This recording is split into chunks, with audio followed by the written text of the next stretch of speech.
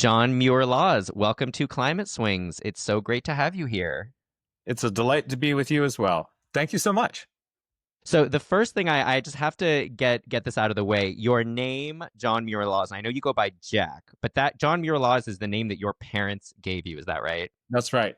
That my mom and dad were both avid naturalists. Their whole courtship was was romping through the Sierra Nevada together. I think my mom was finally hooked on my dad when he went out into a frozen lake to get one of her. She is a fly fisher woman, and her fly got caught on a log, and he went out into this frozen lake and kind of secured it. I think they had fish that night, and whatever happened, they decided to that he was the right guy for her. So they bonded in the Sierra Nevada. She was a Sierra Club lawyer. They both were naturalists, but I'm not actually named after John Muir.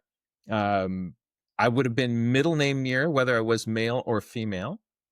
Okay. And the John came about a little bit later because I'm named after my grandfather. So between a grandfather and a great grandmother who was a Muir, they really liked the way those two things came together.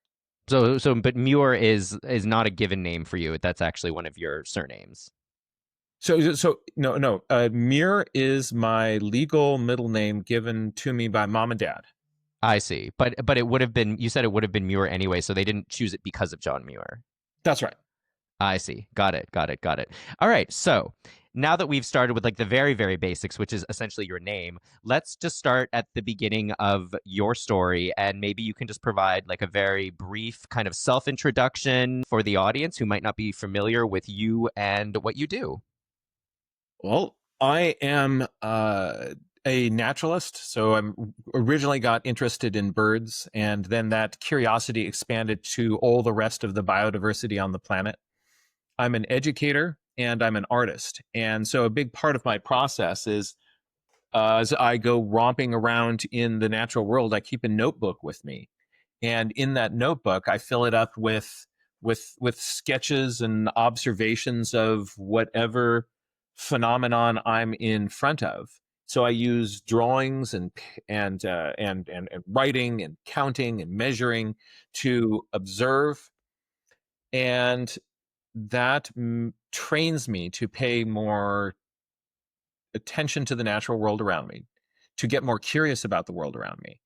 And that has been such a transformative life experience for me that I've spent the last few decades really teaching this approach to other people. So I'm also a nature journal evangelist. I try to help other people pick up a notebook and use it as a tool to forge a deeper relationship with the natural world. And so, can we talk about some of your early entry points into your worldview? Because you discussed how your parents were avid naturalists, and you have John Muir in your name. So I'm curious, how did that interest and those passions start to form for you from an early age? That's a good question. I'm not sure because I'm just a sample size of one. So I can't run the experiment if I'd been named Henry Ford or something like that. But if you're named John Muir, you grow up around those stories. My own grandmother is giving me John Muir books. And so you just read through these little books and you're thinking like, oh, like, what do you do when there's a windstorm? You find the tallest tree and you climb up to the top of it. Of course, that makes perfect sense. So I grew up with those stories, and playing in nature was a regular part of our family routines. But going into nature on my own also became a really important way for me to heal. I am dyslexic, and I had a lot of struggles in elementary school, in middle school, in high school.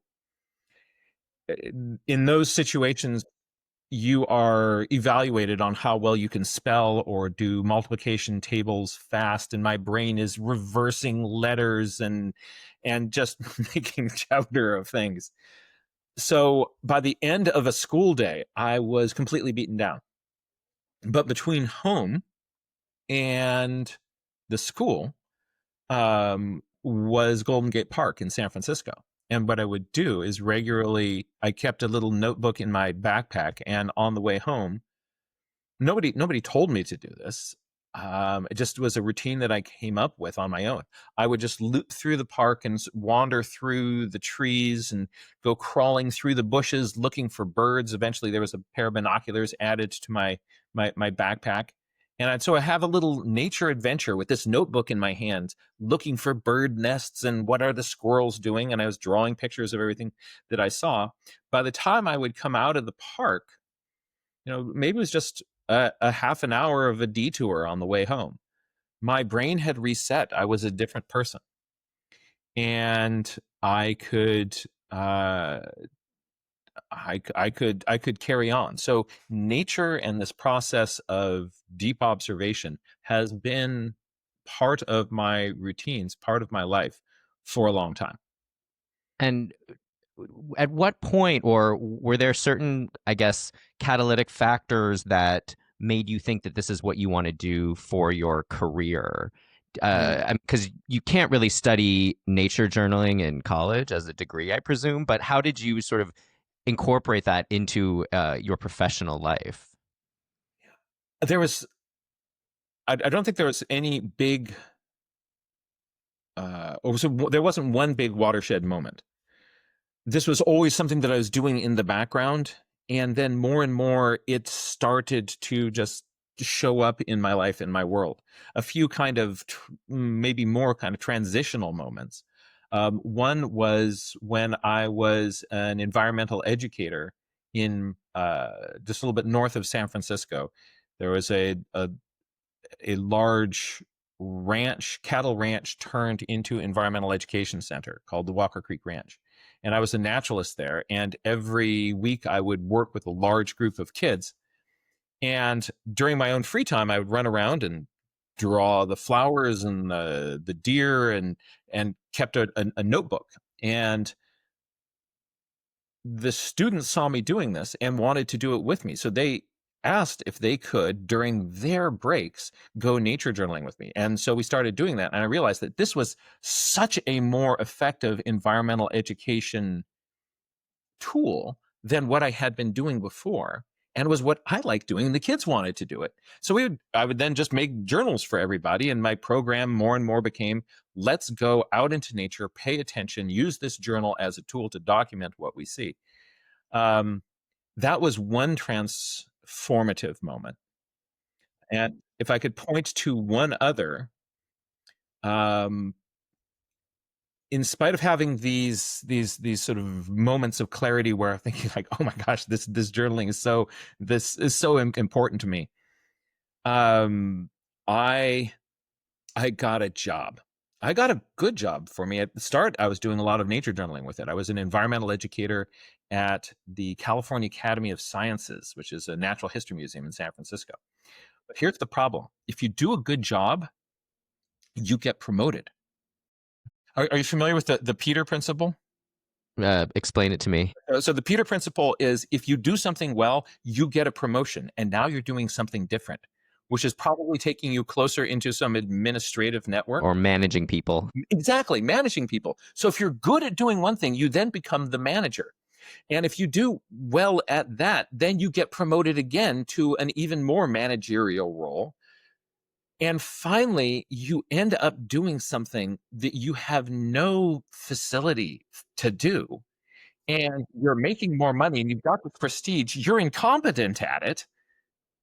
And that's where you stay. That's the people sort of usually rise to the level of their incompetence in an organization, and then they stay there instead of kind of going back. I was a lot happier and more effective when I was doing that other thing. So I became a manager, and dyslexic me was then sitting behind a computer with clean shoes on, and and managing budgets. And I was terrible. I was terrible at doing that. And but it kind of creeps up on you, and you're thinking, getting a raise, that's a good thing. I'll do that. More a higher position, a better, more prestige, right? Right.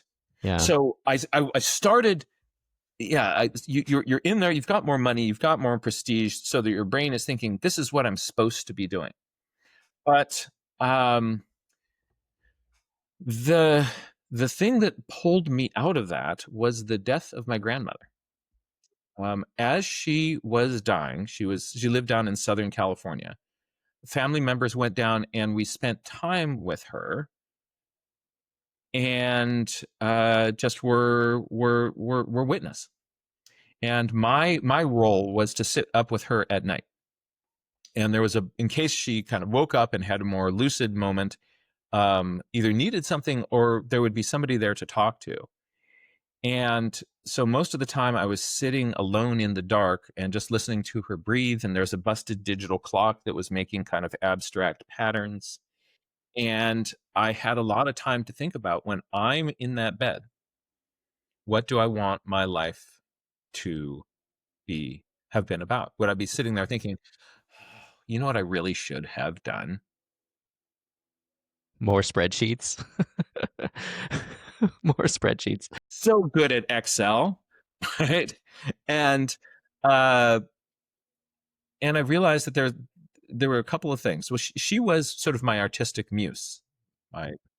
She was a watercolorist, and anytime I would do a painting or a drawing of a bird, she would frame it and put it in her kitchen. Her kitchen was filled with all these pictures of birds that I'd done. And as she was there in the bed next to me, I was thinking, okay, there's two things that I would like to do. One is, I think I'd like to be a papa and have a family. And the second is, for years I've sort of had in the back of my head the design for a field guide to the Sierra Nevada mountains that would be all illustrated. So just beautiful color, watercolor illustrations, and I wanted somebody else to make it so my backpack would be lighter. And I realized that, you know what, I keep fantasizing about this field guide. I need to do that. At some point, I'm not going to be able to do that. And the time really is now, before I have a family. Um, and so after she died, I returned to San Francisco, and um, I quit my job. I studied scientific illustration for 9 months, and then filled a backpack with paper and granola bars and went up into the Sierra Nevada mountains. And for the next 7 years was bopping around the mountains and wearing holes in hiking boots and painting thousands of illustrations of insects and birds and animal tracks and mammals and reptiles, amphibians, and lichen, everything that I could see, and formulating that into a field guide. And so that then got me back out into the natural world. And I was observing and connecting with nature all the time. That was a sort of a huge moment in my sort of development as a naturalist. But there was never a point where I said, like, this is my career path. I just realized at one point I'm on the wrong one, and I'm going to pop over there. And everything, once I kind of reoriented, all sorts of things have just blossomed and grown, and I've made relationships with people and places, and it has, so it looks, now as I look back, people might say, like, oh, there was a plan, but there actually Mm, never really was a plan. But I sure like yeah. the way it happened. Well, it does sound like that year. How old were you that year that your grandmother died, that you went into the Sierras? Boy. So I had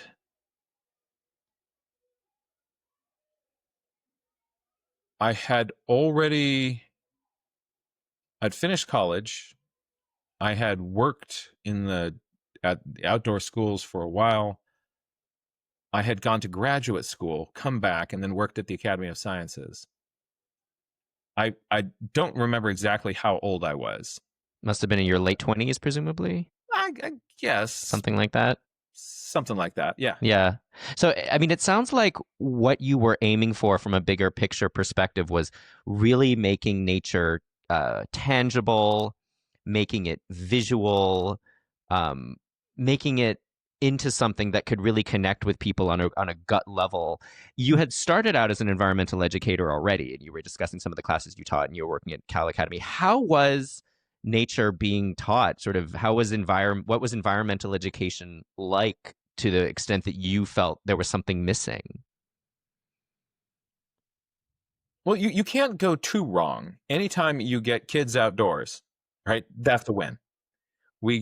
If we get kids into natural areas, we're doing something right. Um, but at that time, the state of the art was playing nature games. And what we would do is there were these books of activities that you could do with kids. You could play how many bears can live in the forest. You can play the thicket game. You can play oh dear. So there was Project Wild and Project Learning Tree, and Joseph Cornell wrote a great book called Sharing Nature with Children. But And I guess you can like go out and count the number of like lichens or something like that, right? You can do those but kinds of. that would be good. But most of it, if you're and the way I look at it now is we were bringing kids out into natural settings, then playing these nature games.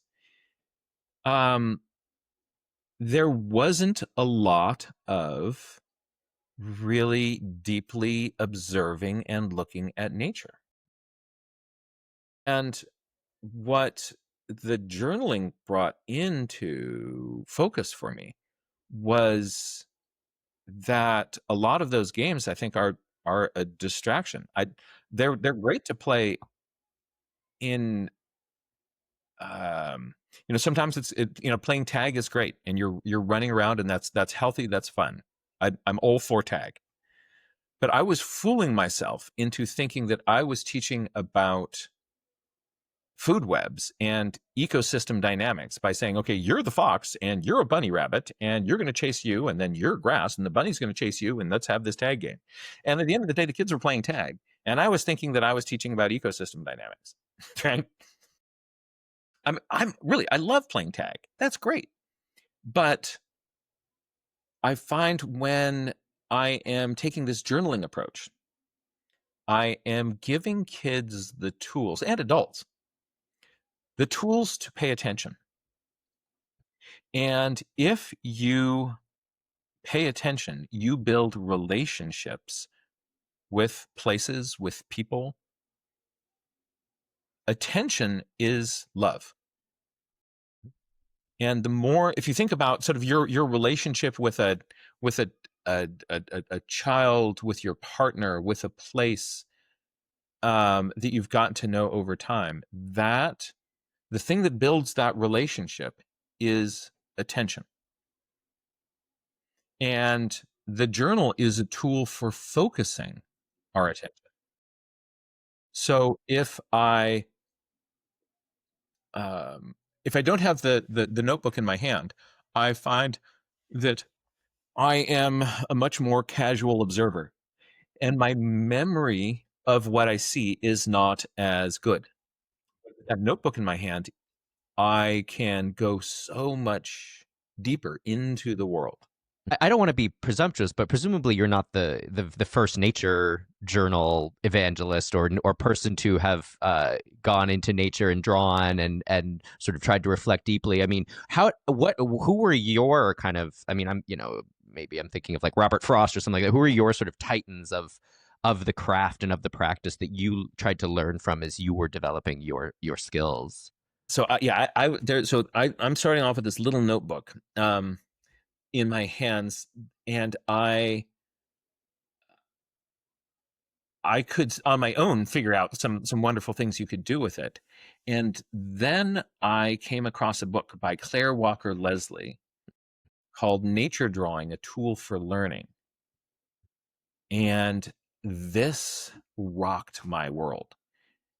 It had a combination of really useful practical tools to help you be able to sketch what you see. The other thing it had going for it was just this mindset of paying attention to what is this moment, what is happening here, and and and exploring that through the pages of a journal, finding little mysteries and then geeking out on things. That that book, oh, um, was game changing for me. Then some years later, when I was in college, I was working summers at the Teton Science School. I got to meet her. She came and taught a class there. And they say never meet your heroes, but in this case, it was even better. Um, just a gracious, wise, brilliant person. Um, she and Hannah Hinchman, who was another person who had written some books on nature journaling, they co-taught a class. And after I would finish teaching my stuff there, I would go in and I would just be a fly on the wall and got to go with them on weekends. And that was really, really wonderful. So those two folks were really influential in my practice. And if you look at the way that I journal, a lot of this you can very clearly, trace back to like, oh, you have studied from Claire Walker Leslie. Mhm. Did you consider yourself like a visual artist, a painter, a visual thinker before you sort of brought nature into it, or was that something you cultivated alongside the nature passion? um, I came at it because I was a young nature nerd. I loved geeking out in nature. And the journal was the tool that I was using. And I didn't really identify myself with the tool. I saw myself as a nature kid who draws. And I think that's probably pretty fortunate because when I would frame it that way, then it's about the nature. And if I get a pretty picture, great. If I don't, that's great. And what that does is it takes the pressure to make a pretty picture. It takes that pressure off of the the process of drawing because I'm interested in nature. I recorded some observations about it. Isn't that thing I found in nature fun? And then that gives me permission just to do the next one and the next one and the next one. And it turns out if you make a lot of drawings, you get better. And there's a kind of a fiction that we have about, playing a musical instrument or shooting a basket or whatever it is, that there's some people who are born magically being able to do this stuff. Drawing's the same way, that, oh, you're so lucky to have that drawing gift. It's not a gift. Just like all those other things, it's practice. And focusing on nature gave me permission to put in the pencil miles to be able to do that. So, moving forward from that field guide that you did in the Sierra Nevadas, did you ultimately get that published? I know you've published several books since then. So, can you talk about your sort of publication history and also just kind of the practice that you've built up to this day and kind of your sort of education community that you've built up, which is quite impressive. I did do the book. And it was transformative in my relationship to the natural world. Just immersed in the natural world for years, and not just immersed in it, doing something that required me to be paying deep attention, deep focused attention. And that really profoundly shaped who I am. Um, I Throughout that process, I also was keeping little notebooks and sketching what I was seeing. I was doing some illustrations for the field guide, but I'd also see, here's a cool interaction between a a pine marten and a chipmunk. I'm going to take my notes about that. So I had all these little. Didn't end up well for the chipmunk, by the way. The I I then had all of these notebooks, so I'd had more practice observing and connecting with nature through those notebooks. Um, After doing that, I had been doing so much journaling that I'm thinking like, oh, I've got a lot of tricks and techniques that I now have developed, either that people have taught me and then I've modified, or that I perhaps came up with on my own. Although probably all the things I think that I innovated, I got from somebody else. Um, I decided I was teaching classes on then how to do nature journaling, and I thought I'm going to just put a bunch of my notes onto paper so that I can have better handouts. And then I was getting more handouts, and then I thought just put all these together in a book. So I then wrote a book on how to do nature drawing and journaling, and a book on how to draw birds, and um, then book on how do you teach nature journaling. That it's this is something that I really want to get out into the world as a tool, as a resource for people, because for me, it's had an incredible impact on my happiness of being a human being on the planet. Um, it also has made me more passionate about protecting and preserving this natural world, because as you pay attention, you build a relationship. And love is sustained, compassionate attention.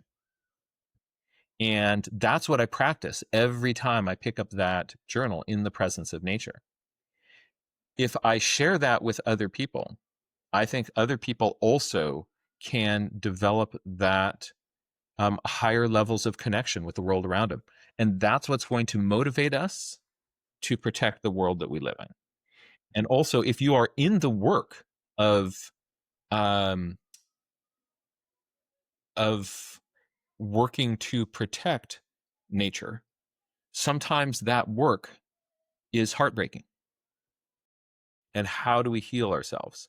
And I think that coming into back into nature with deep attention and focus, the tools allow you both to look out and pay attention to the world around you, and also then to give yourself the same love and to look inside, to pay attention there. That experience then put down on the paper is incredibly healing. Yeah. Yeah, and the idea of kind of caring about the natural world, protecting it, but also being able to face the heartbreak that maybe comes with it. That kind of backs us into the climate discussion a little bit. Yeah. But before we get to that, I just kind of want, because you have a very different background than most of my guests who kind of work in the climate industry, so to speak. What's your day to day like now? I mean, how you wake up and you just teach like, a million students every day? Like, how do you kind of craft your career right now?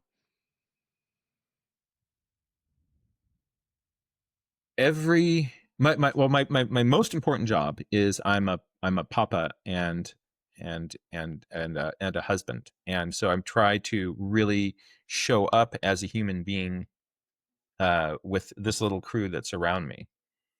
Um, so it's usually, starts with snuggling and then making breakfast for everybody, helping the girls with their instruments. This my one of my daughters and I we play ukulele together, and she's much better than I am, but with practice I'm getting better, so that's really fun to see.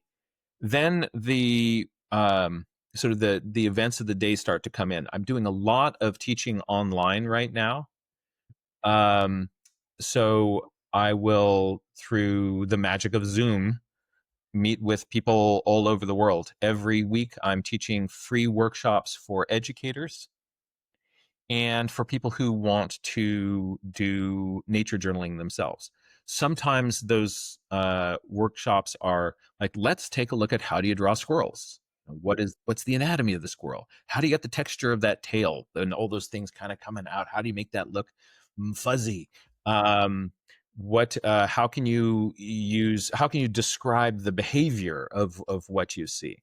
Other times I'm doing interviews, interviews with people who are um, doing aspects of nature journaling that are different than what I do, but I think are really, really cool. I just interviewed an amazing poet, and it helps me think about how can I include poetry in my own journal. I recently had an interview with um, some folks who are working to conserve African penguins in South Africa, and they are on the edge of collapse because the place where they go feed is being overfished. And we learned about that in the class. We then made art to educate people about that, and then shared them on social media. And so as a little kind of artivism event, that was really really fun. Um, and I'm also teaching classes live. Uh, COVID drove me into the Zoom space, As it did and for all of us. and I'm still doing a lot of that because that allowed me to connect with people that I otherwise would not be able to. But I I love people. They're my species. Yeah. Um, Where you're based in the Bay Area, so where do you usually teach now? so Live. um, I recently got back from Texas. Taught some nature journaling programs there. Um, other nature journaling programs. Sometimes there are. It's easiest when I can find something close to the Bay Area. But sometimes I do find myself kind of going to remote locations. I also do some nature journaling adventures. So this summer I'm going to be romping off to Tuscany Wow. to nature journal in Italy. Um, That sounds wonderful. oh boy, I'm very excited about it. Yeah. So sometimes there's an adventure. Nature journaling has taken me to um, you know Greece and Tanzania, the Galapagos Islands, and you go there with a crew of nature journalers. You get this critical mass of really curious people, and it is so much fun because everybody's asking questions, and we'll find some a cool spider, and then the geeking out starts. And it is even more fun and even more contagious when you get that kind of critical mass of kind of joyful, curious people. And then we're all putting it into our journals. And what's neat about that is then everybody's doing it. They're putting it in their journals in slightly different ways. And then you put all those journals next to each other and you realize, oh my gosh, that's a cool way of doing things. I want to try what you're doing. And so people will start stealing ideas from each other and sharing strategies. Kaboom, your growth in this gets multiplied because you're in that kind of group environment. And I presume it's all ages, right? Like from young Absolutely. kids up to adults, runs the gamut. And that's something that's also cool about it. When we do these nature journaling field trips, they're intergenerational. And the youth look at the elders and they go like, "Oh, this is legit. This isn't just one of those things that grown-ups tell kids, you should do this, but I'm not going to do it." Like all the parents who are on their phone while telling their kids to read more, right? Like they're there literally watching Netflix. Well, telling like I need you to do your reading. Yeah. This No, is no, putting your no, money we're where your mouth reading. is. Yeah. Yeah. So they say like, oh, this is authentic. This is something that you're really showing up for. Great. All right. And then the elders are looking at the youth and they're seeing like, oh, you're totally not intimidated by this. I have all these kind of, oh, I can't do this. I'm not at this, not at that. And you're just diving in. Huh. I guess I'm going to be like you. All right. So, and then so here's a big strategy with these sort of field trips and events. If you make it a potluck lunch, then the whole group just blends together even more and everybody gets to know each other. So it's also a way of making community, which is another thing we really need right now. We need to come together in real human space, celebrate together so that the fabric of our relationships is made in real human space. That I think makes us much healthier, much stronger. It's so easy if you're just looking at stuff on the web to one fall into a bubble, and to see the people who are outside of your bubble as as less than, as something that you cannot interact with. But when real human beings are face to face with each other, we it's much easier to see the humanity Right. in other Right. people. Yeah. So I definitely will get to the climate connection, but one more thing before we do that, because I really want to take advantage of the visual aspect of your work. So could you do like a 2 minute, just like quick how to sketch a something, how to sketch a bird maybe? I'll Yeah, follow along on my iPad and stylus. I know you have a special camera that can show the yeah. viewers what your hands are doing, and I'll be I'll be talking through it, or and we can sort of talk through it for the audio listeners, if that's all right. Yes, absolutely. And I'm just looking out my window now, and I've got some water in a pan that I put out for the birds, and there are birds at the feeder. So I've actually got some birds that. Oh, so let's take a look at that. And I see. Oh, there's a little junco out there. Let's take a look at this junco. And what I'm going to do is I'm going to demonstrate how I use the journal, not for the goal of making a pretty picture. It may end up being a pretty picture, um, or or not, and either way is good. But I will probably learn something, or I may get curious about something. So something that you're going to see me doing is intentionally trying to be curious. And I try to actively get curious. Like, how can I get my brain to kind of, I'm looking for those little kind of moments where your brain goes, huh, hmm, those little hmms. I'm going to try to find some of those and really lean into it. Okay. Let me change my camera here Yeah.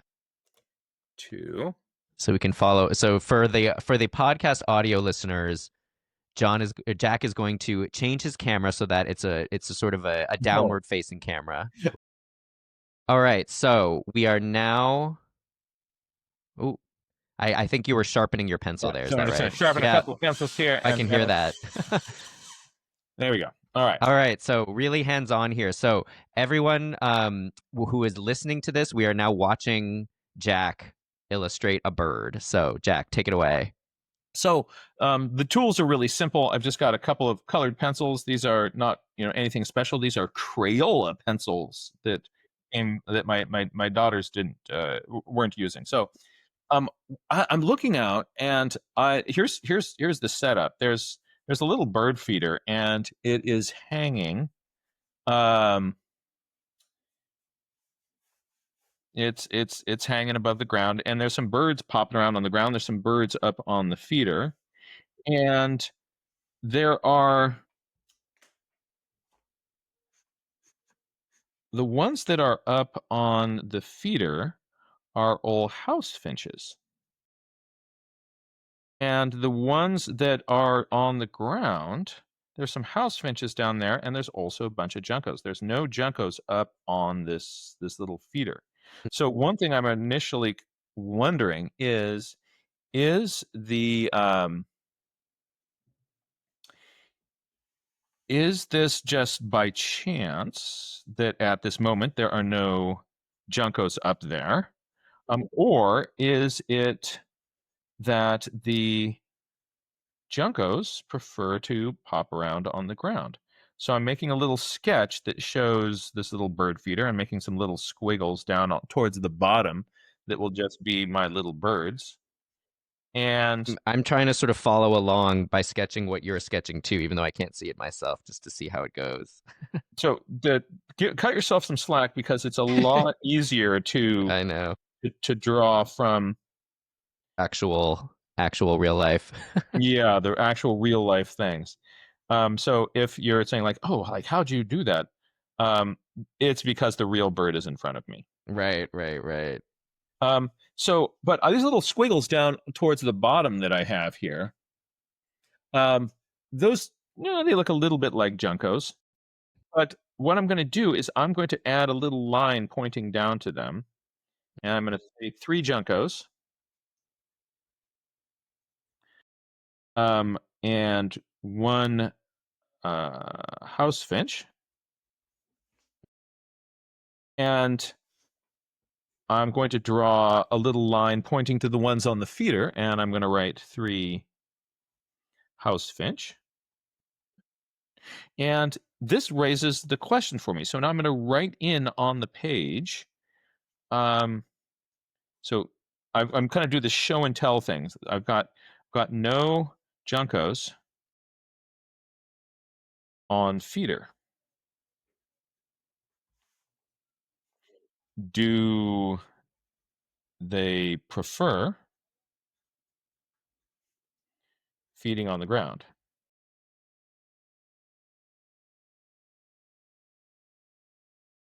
And so what this does is this, oh, they all just flew off.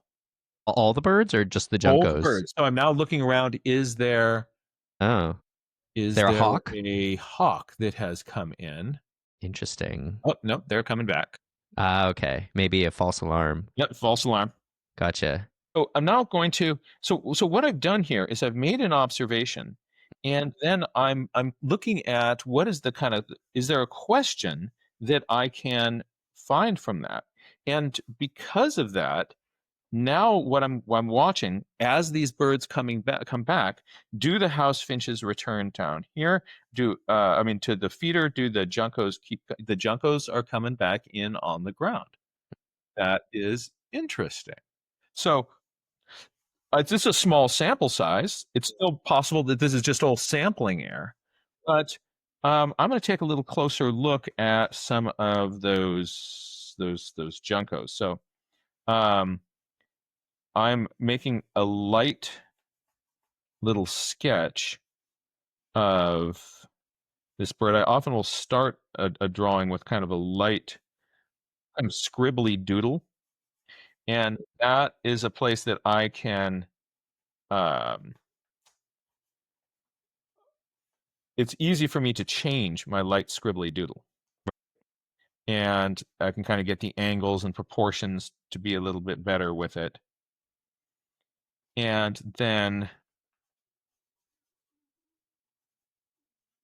um, as the drawing starts to kind of build up from there, I can go over that with, say, another color or a darker pencil. So if you're here, what I've done is I started my drawing with a sort of a light red colored pencil. And now I'm going over that with a dark blue colored pencil, the whole and but that those initial scribbles with the red pencil really kind of helped me block in that shape. Yeah.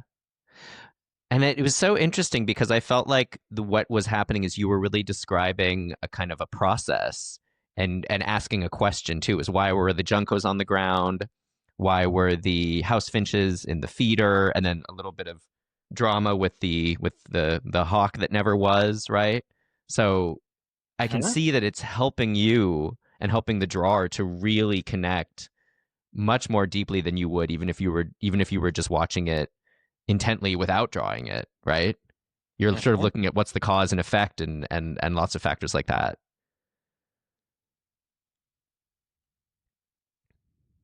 Yep. So that's absolutely right. So I'm the taking the notes keeps me looking back, and the intentional curiosity then pulls. All right. So now I'm still watching, and here's the update. So all flew off. Uh, when they came back, um, dark-eyed Juncos still only on ground. Yeah. Yeah. Yeah. And again, for everyone listening, I would really recommend you go check out the YouTube because it's amazing to watch this process unfold and you're really getting a sense of what Jack is actually looking at here. And also his process for nature journaling, which is amazing. I'm going to write in, this is my backyard, um, in San Mateo. And then today is the 26th. Yeah, of So February Feb 26th, 2025. 2025. So this is date stamped and geo-referenced this. It is a completely sunny day, no clouds. I'm drawing a little sun up there in the corner. And so all of um, these, by date stamping and georeferencing what I've got, I help sort of turn the journal page that would just be, oh, it's a picture of a junco, into a really useful scientific observation. Yeah, yeah, yeah. You're And contributing to the kind of collective body of knowledge about about the world, basically. it's still just a small sample size all in one place, but how interesting. Junco's only on the ground. So I'm going to do one last thing here, and that is what I call sort of metacognition. So really thinking about what I'm thinking. Um, the I'm going to look at this page and think to myself, what is for me the most interesting question or observation? And for me, the big thing here is this. I'm going to kind of go for this question of, do they prefer feeding on the ground? Um, and and then I'm going to see if I can go deeper with this idea. So the first thing I'm going to do is I'm going to draw a big block question mark next to this, just to kind of celebrate that a cool idea has happened here, right? And then this, so what am I going to do for follow up? I am going to, number one, I'm going to make myself a little box here to check off when I do it. I'm going to write, look for dark-eyed junco on feeders. Okay. So your next art project has already come to you, essentially. Yeah. So this is then priming me to kind of geek out and look uh, to look for more of this. Um, and and who's up and who's down. So this whole kind of mystery is not something that I thought like, oh, I'm going to pretend to come up with this question.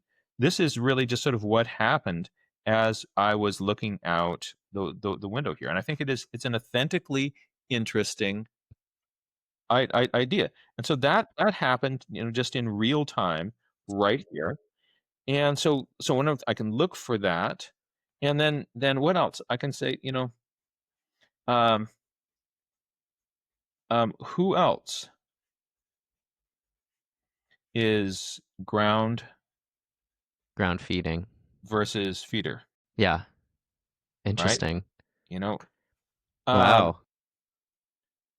and can I? So what I'm doing is I'm trying to intentionally take this little nugget that was interesting and and squeeze it and see what drips out. So I'm trying to, what else kind of occurs to me, like as I'm thinking about this, them on the ground. So then, like, why? Why is that? There's more food up there. So I'm gonna go why? All right, why? Now, whenever I come up with a why question, so I'm kind of mind mapping this actually on the paper as we go. Um, the best thing to do when you have a why question is you can start to come up with different possible answers, but um, you want to avoid the danger of just settling for the first possible explanation that comes to you. So I'm going to go why, and here is it safer?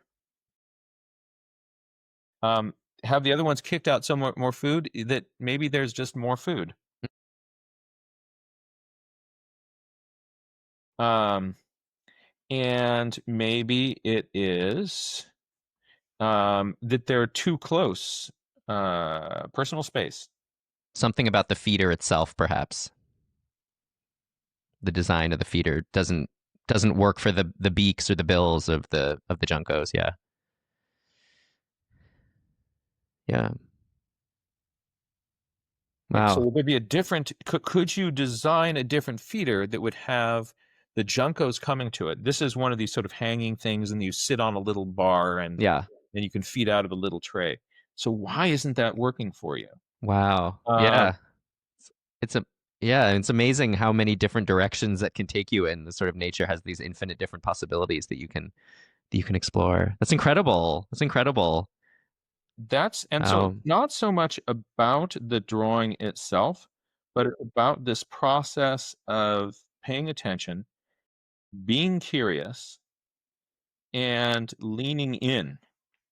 Um, if I didn't have this page in front of me, it would have been difficult for my brain to do all of this.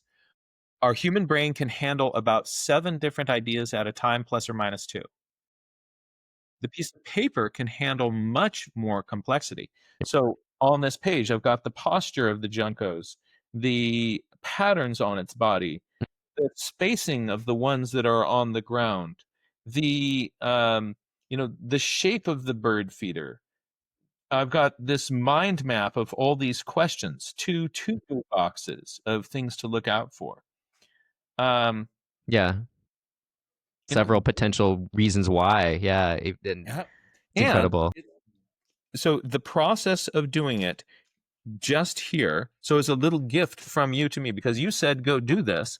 I had an opportunity to do this, and in this little magical moment has emerged, a mystery that I have never really wondered about before is now dancing in my head, and that wouldn't have happened if you had not suggested that let's just get out and journal for a moment.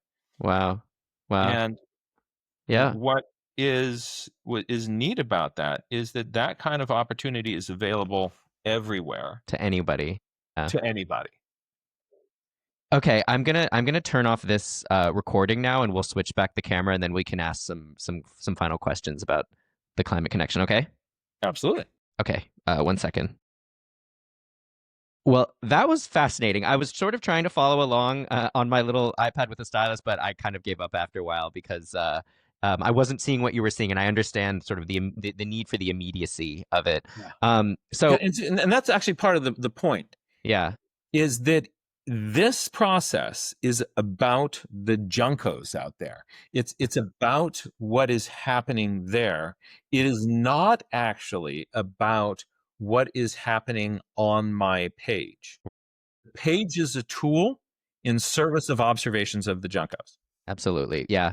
So this is definitely the longest I've gone for a podcast without truly diving into climate, which is fascinating and fabulous because I think your skills and your interests and your passions, what you do is so wonderful.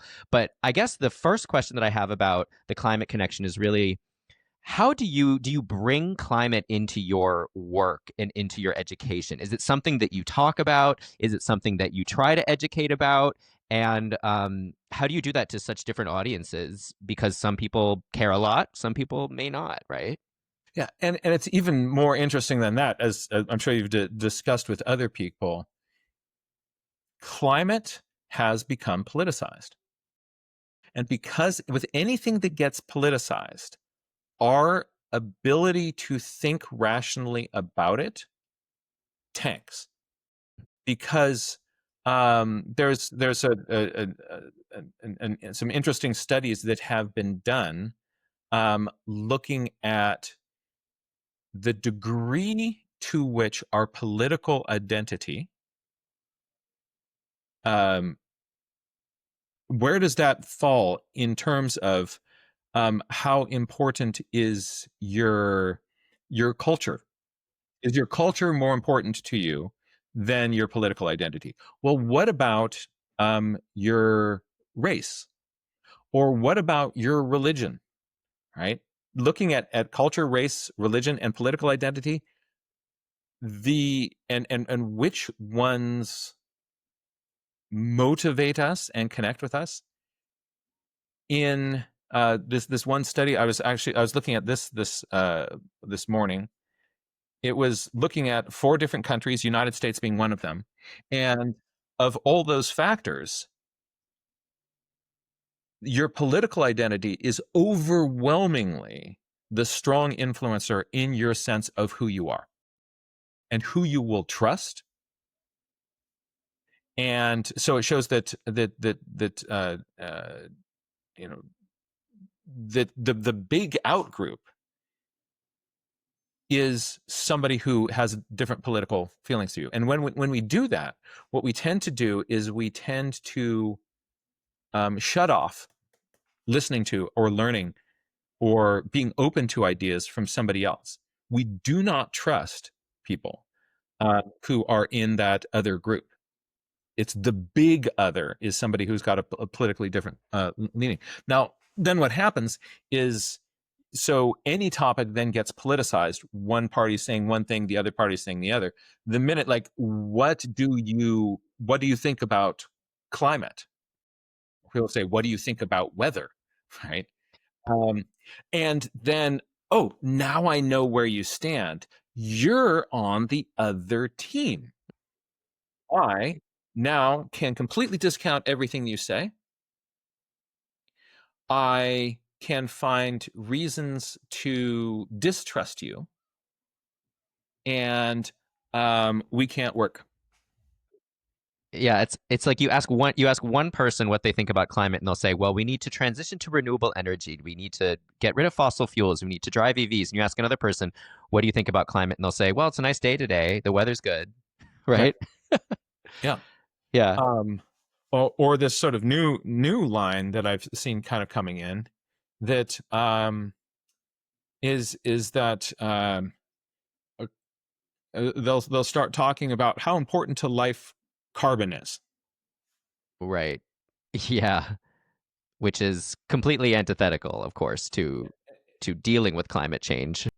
Yeah, and is, yes, we're carbon-based life forms, but that's not the point of what we're talking about. Right. Right. I mean, I guess just from a if you could summarize it sort of crudely, like what proportion of the people that you teach and you work with have, perhaps kind of not quite sound views when it comes to climate, and do you avoid talking about it? Is it you just kind of feel nature as the common thread? I mean, how do you address audiences like that?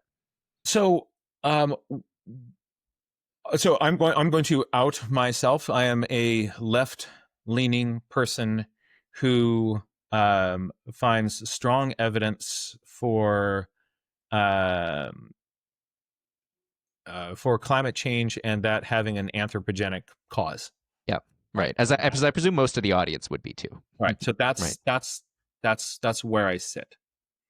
Um, the work that I do allows me to interact and to bridge to communities that otherwise would not be in the conversation. In order to make an impact, I don't hide and pretend that I have different political views than I do. I do not talk about it. Um, but I think that establishing a relationship and trust for a long-term conversation is my way of of getting in.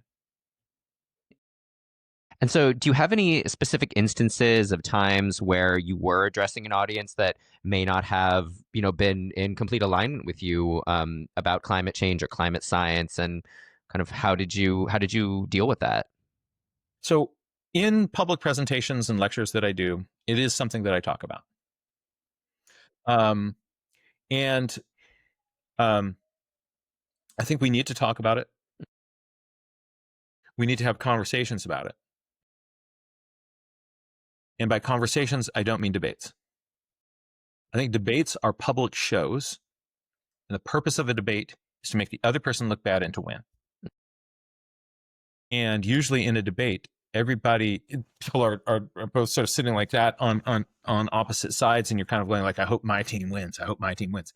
And if somebody like tears you apart in a debate, you don't go away from that thinking to yourself like, gosh, I really need to reconsider this. You go like, okay, next time I'm going to have even more ammunition because you said this, and I'm going to come back with a zinger for that. And it just, we get more entrenched. So debates are, it's performance. And I think it's a performance that divides us. What connects us are conversations. And um, particularly, I think, long form conversations where you are going to be in a relationship with somebody over a longer period of time. And you can begin to have these conversations. And that's got to start with trust. We don't trust people who are from a political ideology that is different than ours. So again, what the research is showing that your political alignment is your primary identity in the United States and 3 other countries that were looked at in this study. And you don't trust people who are outside of that. They are dangerous. So how do we engage with this? Because within within those parties, there's a bubble there. So how do you try to pop these bubbles? That is long-term relationships, which means that I need to get comfortable having long-term relationships with people that I disagree with. And right now, what we're seeing is lots of people all over the place unfriending even family members that are of different political persuasions. We kind of get off of our social media all the people who have different ideas than we do, and then we get kind of sort of reinforce our bubbles. And then there's this algorithm working in the background, going like, "Oh, you click on that, here's some more of it," right? And so we're just sort of spiraling away from each other. And sort of one um, kind of sort of side note on that, like really with the social media, just stop. No, stop. It is unhealthy. It is a place for us to get ourselves more angry, more wound up, and dehumanize other people. It was an experiment, and I think it has failed. It is neat to, it's sort of the original idea of kind of being able to see Granny to see your photographs. That's great, but it has become it's turned into something totally different. And right now, I think it is really harmful for our cognition and our hearts and our understanding of reality. I think it is really dangerous right now. But that's a whole sidecar. I think long form conversations with people that you trust. And so what I try to do is to build long term relationships with people. And because I offer something useful, I can show you some cool tricks about drawing Junkos.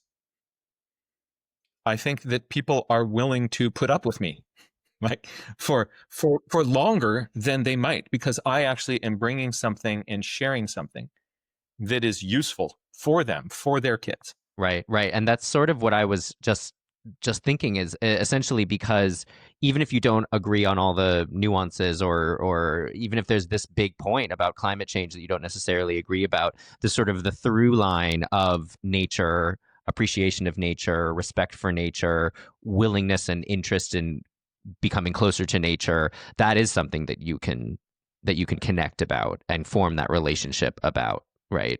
So we connect with that, and then because they're like, oh, you're going to get your next class on this, and then we start to develop a long term relationship, and in that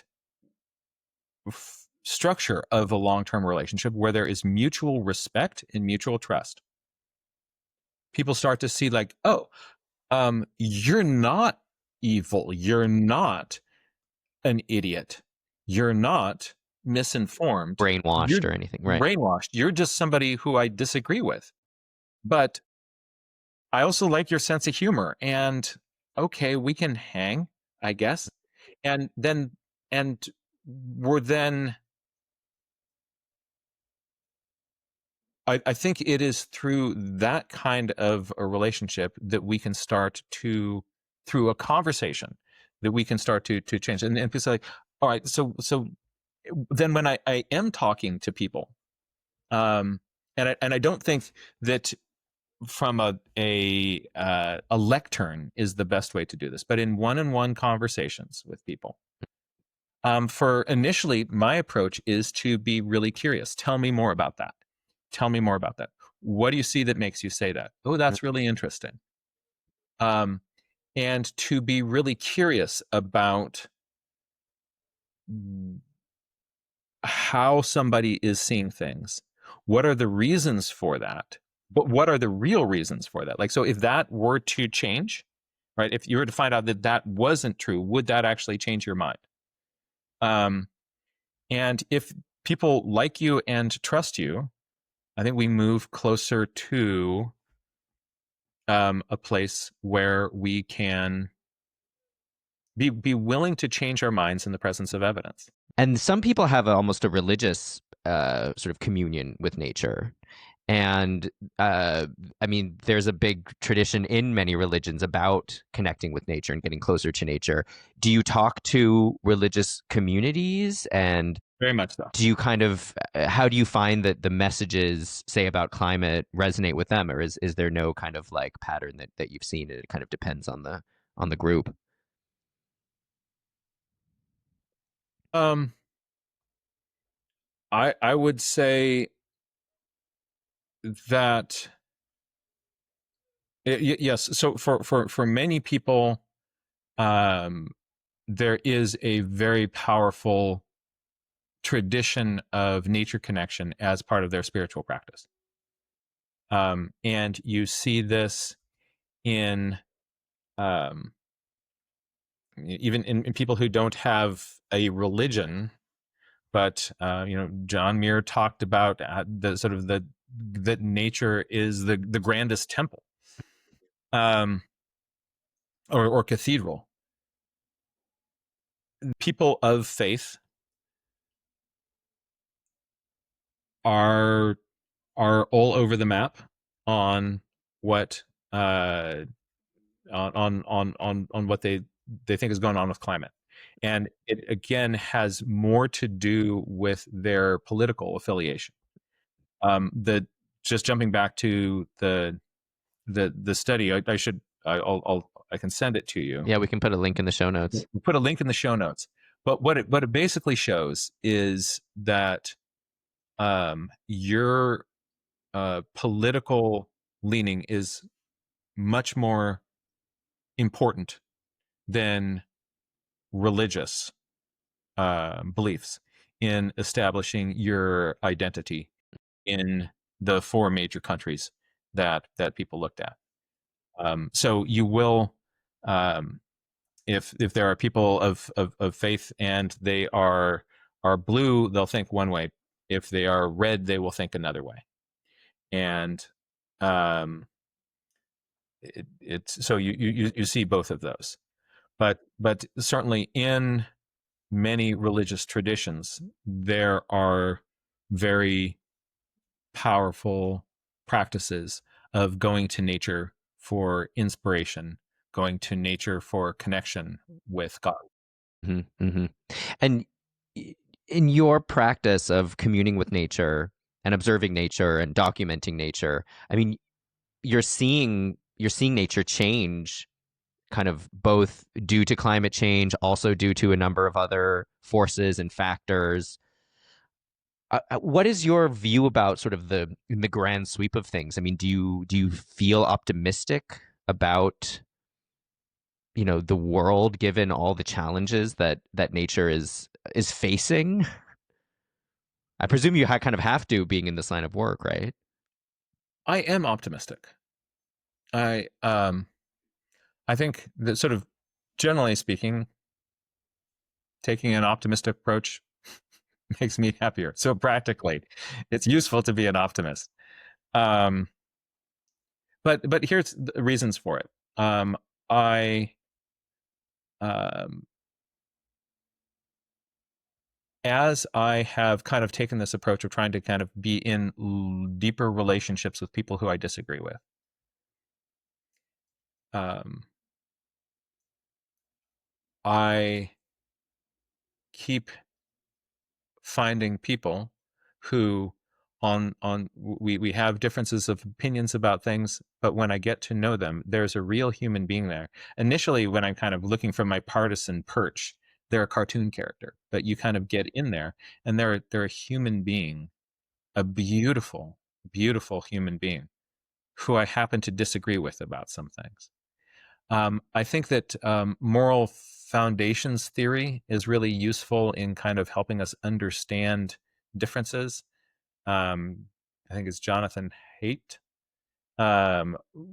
did these very interesting studies looking at what are what are the characteristics of people that make them either more left leaning or right leaning, and found that there are some um, big ideas that, depending on how strongly somebody kind of holds those big ideas, it's an incredibly good predictor of whether they'll be right leaning or left leaning. And each of these are ideas that you can kind of look at them on their own and kind of see, like, oh yeah, I could see why that would be a good thing. And then you sort of take each of these characteristics and you kind of put them on a slider and you can weight them differently. So for instance, one is um, care and harm.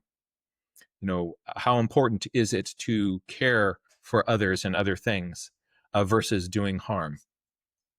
Another kind of example of one of the sliders is how important to you is the idea of sanctity and purity versus degradation, right? And or what about fairness versus cheating? What about um, loyalty versus subversion? Right? We think about these different things, and very predictably, people who are liberal score really high on the care and the fairness, and all the other sliders are low. And people who are conservative are high on all of them. And when I look at it that way, I can go like, oh, there are these kind of underground sort of fundamental values, and I could see why those are really useful and important. And we don't and my sliders are set in different places.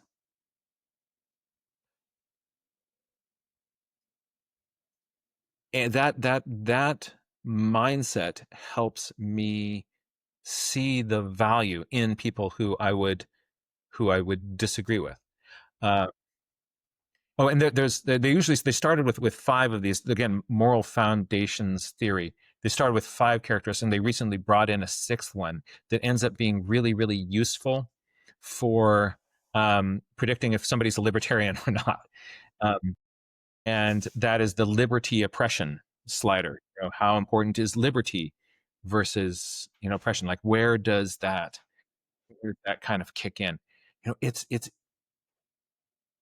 This is, I think it is useful to frame things this way to help us see the humanity in each other. And so as I look out across people, I am seeing people who are blue and people who are red, who are absolutely beautiful, strong, good people.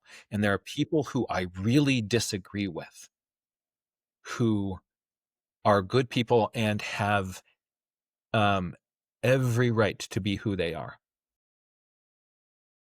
The danger is when we kind of get a identity that tells us you're bad and I'm good.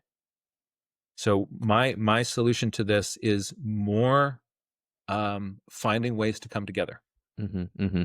And looking back over the scope of your career and the work you've done and sort of the messages that you've tried to impart, and the values that you've tried to embody, is there kind of anything that you might have done differently, or sort of something that you would just want to tell your younger self about getting into this line of work, given that it, in some ways it can be polarizing, in other ways it can be very unifying?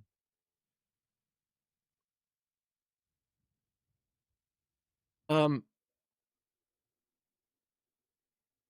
there's one big idea that has helped me has helped me kind of navigate things a lot. And as I've gotten older, this has become more and more kind of core to how I approach people, how I approach um, uh, issues, and how I approach relationships. And that is, um, when in doubt, be kind. I think I would stress that to the younger self. Um, I remember at some point a friend helping me kind of with relationship stuff, that like, let's sit down and come up with a checklist of all the things that are important. We go putting all these things on the list, like, what do you need? What do you need? What do you need? Like now, I would have one thing on my list, and everything else is actually negotiable for me. Um, and the um, I think that as it's starting, but oh, I'm gonna. I mean, I just said there's one thing, but I'm gonna throw another thing in. Another thing that I think is really useful is humility.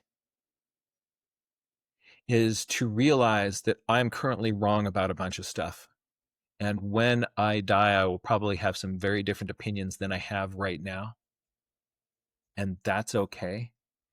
Um, and that when I meet somebody and we've got different opinions about things, they're not a threat. They are a bodhisattva. They're an opportunity to get more insight into something. And so if I kind of approach them with curiosity, like really wanting to understand, maybe this is one of the places that will have the opportunity to change my mind. But I keep kind of coming back to the idea of like, what is the evidence? So the evidence for something is, um, I think is really useful, a really useful point in weighing a claim. Kind of coming back to that. But people who disagree with me are opportunities to change my mind in the presence of evidence. And so I'm actively looking for those. I'm looking for opportunities to be kind. And I also realize that with this idea of humility, that doesn't mean that I can't act. So knowing that I don't have all the cards on the table in front of me, knowing that I may be wrong about stuff, I still have to act in the presence of that uncertainty. Um, and if evidence is strong enough, realizing that that my mind may change in the future, but currently the evidence is strong enough um, to deserve action. Mm. And as one final question, if you could cast your mind to the end of your career, and I know that that's not coming up anytime soon, what would you kind of want your epitaph to be? What would how would you want to people to have remembered your contribution, to climate, to nature, to conservation, to the things you care about?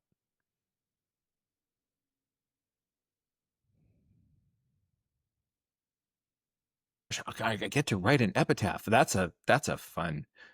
That's a doozy of a last question. Let me try a few on, and see how that feels. Um,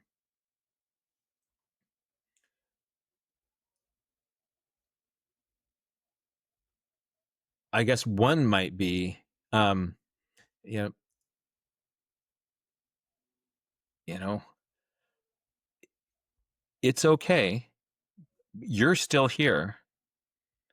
Go pay attention to the world and be kind. You know, you've used the just as my grandmother dying helped me go up into the mountains. You know, realize that you person reading the epitaph still are alive, and you have these opportunities to make an impact, to be good in this world, to do something that makes a difference. Make the most of that. I think that death can be very useful and motivating to people to start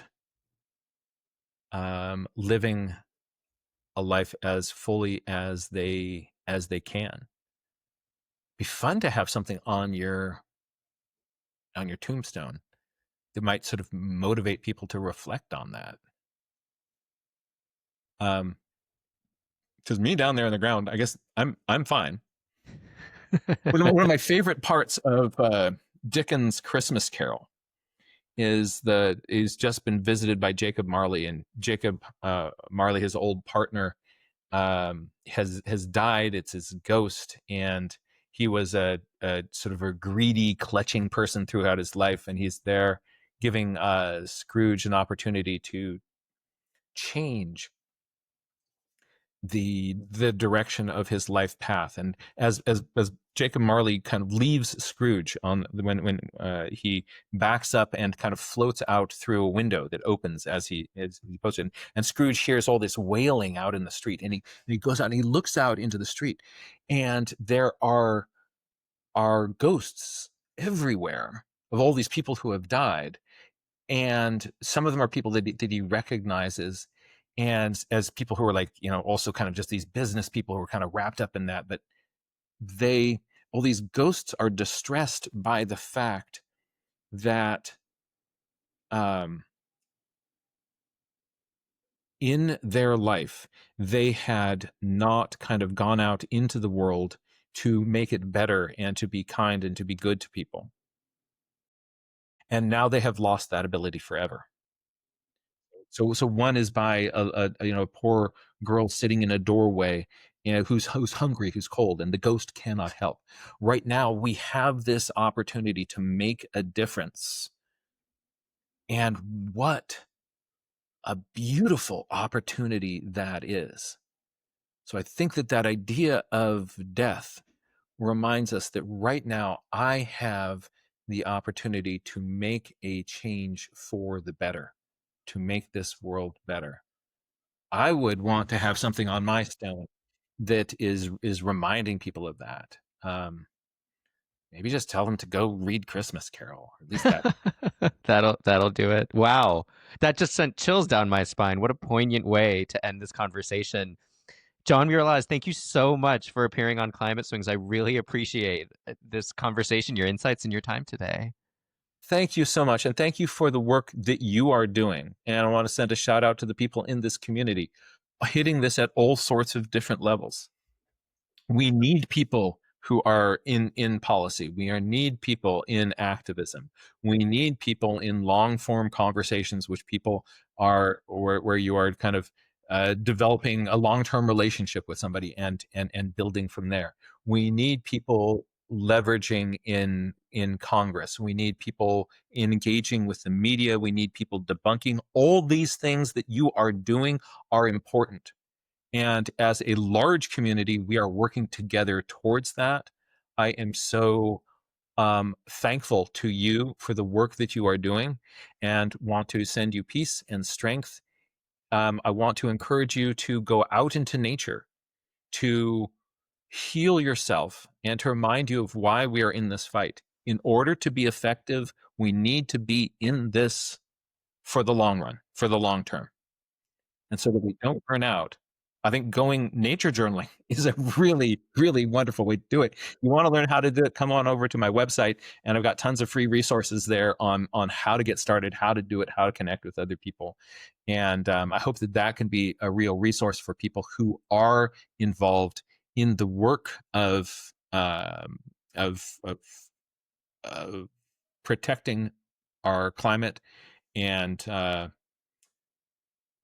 so we can do, again, all be into this for the long term. Thank you. Thank Thank you. you. Thank you.